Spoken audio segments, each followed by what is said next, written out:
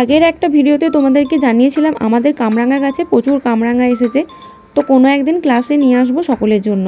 সেই মতোই আমি আজকে ক্লাসে যখন আসি কামরাঙা নিয়ে এসেছি, আর ওদেরকে ফোন করে জানিয়েছিলাম যে আমি কামরাঙা নিয়ে আসবো। ওরা নুন লঙ্কা এবং কি ধনে পাতাটাও নিয়ে এসে হাজির করেছে। তো এখন এই কামরাঙাটা মাখানো হচ্ছে, মাখিয়ে সকলকে দেওয়া হবে। এখানের এই জিনিসগুলো বেশ ভালো লাগে, যে যাই নিয়ে আসুক না কেন সকলে মিলে ভাগ করে খায়। 4টে মাস থাকবো, কে কার সঙ্গে ঝগড়া করবো বলো তো? তাও একটু খুঁটিনাটি করে ঝগড়া হয়, বাট তবে স্বল্পক্ষণের জন্যই, পরের দিনকে আবার ঠিক হয়ে যায়।